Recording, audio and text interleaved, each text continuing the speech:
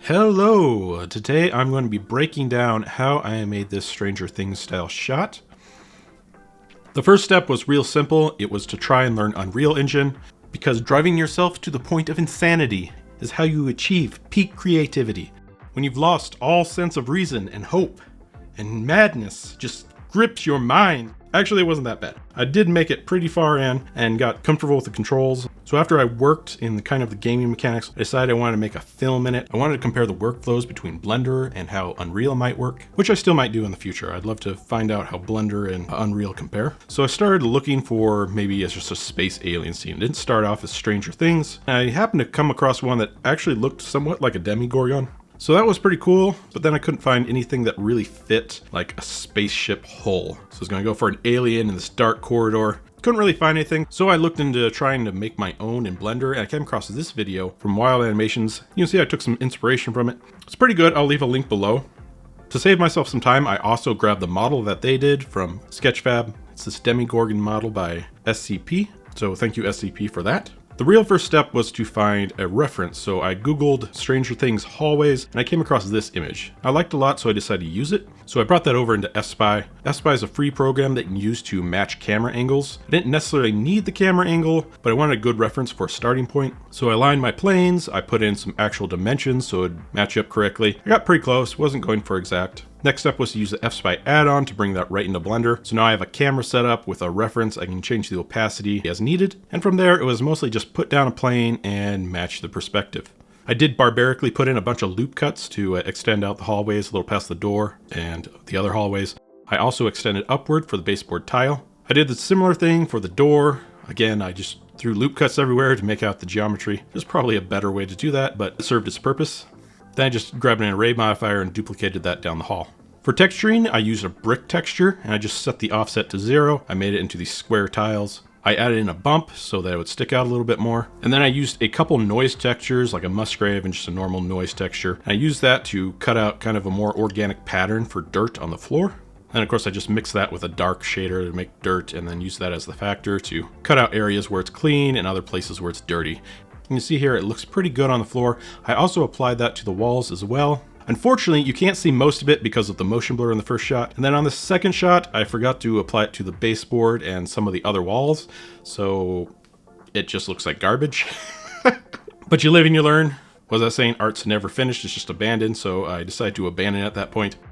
For lighting, I used a light and I also used an emissive plane. I discovered that in Eevee, you can see here, Eevee doesn't actually get light from emissive shaders. You can see it makes a shadow there, but it's not getting any light. The only way to get light in Eevee from emissive shader is to make this volume, and then you have to bake in the lighting, which works, but not if you want flickering lights because it's kind of static. So if I turn off all the lighting, I still have lighting baked into my walls. So because of that, I ended up abandoning Eevee for cycles, even though Eevee is much faster. And I really liked the way that Eevee was looking. So here's a side-by-side, and they both look pretty darn good, actually. Almost like Eevee a little bit better, but I think Cycles does come off a little bit more realistic. And I wasn't going for exact perfection, but I think I did get pretty close to nailing the feel of the hallway. Next up was to bring in my Demogorgon model. Of course, it was just a model, so I had to rig it. Again, I had kind of a mess of a rig here. I know you can transfer armatures into like an actual Rigify rig. I'm still learning how to convert that. So I just went with the basic armature that I set up and a couple IK controls. It wasn't ideal, but it ended up doing the trick. I did try a Mixamo animation for a crawl, and it looked kind of goofy on my model when I did a retarget. So I ended up just doing a walk cycle of my own, which again, I went through all that work and I didn't use that at all in the finished product, but I guess I got in some practice time.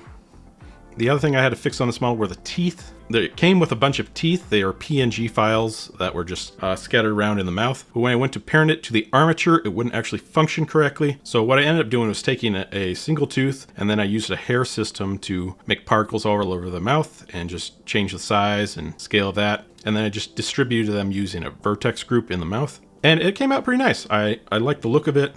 I could have made them a little bit bigger, but you know, I think it turned out pretty good. For the skin, it was really pale, so I put in a little bit of red. I also went and put in a bump map, so it stuck out a little bit and we get some kind of reflections. And then I messed around with the subsurface a little bit, just to make it a little bit transparent, to make it look a little bit wet. I want it to really look fleshy and not just pale. You can see the difference here. This is the original texture, and then this is my updated texture. For the second shot, I tried using my walk cycle, but it looked a little funny, so I ended up just hand animating everything here. And then again, my rig was pretty janky. It worked for the shots that I needed it to, but that's something I'm definitely going to work on in the future. I love the mouth opening. It was really fun to animate that. And it was really fun just animating the whole thing. I really enjoyed going through this process. And for the smears on the floor, I ended up just doing that in comp, using a noise texture, and then I used a luma key just to cut out the feet so that the texture wouldn't be over top of the feet.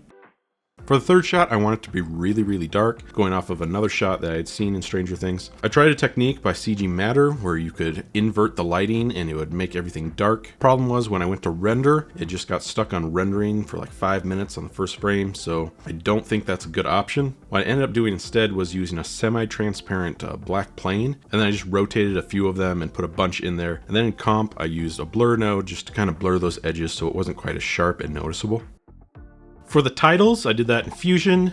Pretty straightforward. Basically, all these text nodes are just a letter each, and then I just animate each of them coming in. I used a multi-merge for the first time just to make it a little bit cleaner. Put on all those letters. I have the top text, I have the bottom text, and then I have a third one in there for the middle text. I put in a little rectangle on top, and then I had a smaller one on the bottom that I just mirrored so it went to both sides. I used a fast noise to get kind of a grainy texture here, and I'll show you on this bigger one. So what I ended up doing on this, instead of using the text as a mask over the fast noise, what I discovered is once I moved it, it would be moving over the fast noise, so the letters would be all jittery. So what I ended up having to do is use the fast noise to go into the text as an image texture. And that solved that problem. It didn't look like it was working, that's why I had these transforms here. You could also use transforms to move it as well, just so the textures and the text would move together as one. And then I added a DVE node just to slant it a little bit, give it a 3D effect. I added in a fast noise just to get some darker spots and some brighter spots. You can see here it puts in a few highlights, a few brighter spots, a few darker spots with the fast noise. And then really just some glows. I have a transform there to zoom in and out. I added in some light rays, a color correct, and just cranked up the gain a bit so I get some bright spots. And that's pretty much it. On top of that, I had some other text. And basically all I did for this was to put in a brightness contrast, and then I put on a perturb modifier so it would blink really fast. And then I did the same for the transform, put on a perturb, and just gave it a little bit of a shake. I have a whole video on how to make like those retro effects. I'll link that below. And then over top of all of that, I ended up using a mosaic blur just to get it a pixelated effect.